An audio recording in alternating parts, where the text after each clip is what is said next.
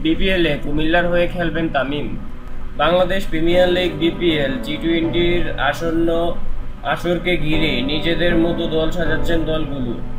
Dhaka Dynamites, Khulna Titans, Rajshahi Kings, Rangpur Rider ইতিমধ্যে দল ঘোষণা শুরু করে দিয়েছে। দল সাজানোর দৌড়ে এগিয়ে রয়েছে ঢাকা ডাইনামাইটস। বিপিএল এর জন্য বেশ নামি-দামি ক্রিকেটারের দল সাজিয়েছে ঢাকা। গত আসরের মতো এবারের আসরেও ঢাকা ডাইনামাইটসের আইকন ক্রিকেটার হিসেবে থাকার সম্ভাবনা বেশি সাকিব আল হাসানের। খুলনা টাইটান্সের আইকন ক্রিকেটার থাকছেন মাহমুদুল্লাহ রিয়াদি।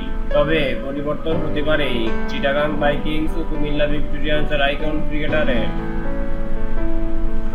ঢাকা ট্রেডারের তথ্য অনুযায়ী রদবদল হতে পারে চিটাগাং ভাইকিংস ও কুমিল্লা ভিক্টোরিয়ার আইকন ক্রিকেটারের।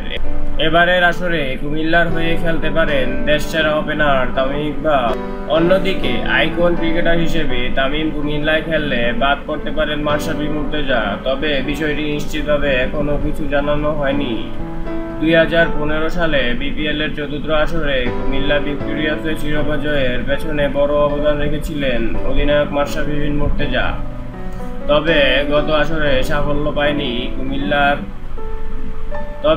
আসরে সাফল্য পাননি মাশরাফির কুমিল্লা। আমাদের এই খবরটি আপনাদের ভালো লাগলে প্লিজ সাবস্ক্রাইব করুন এবং বন্ধুদের সাথে শেয়ার করুন। ধন্যবাদ।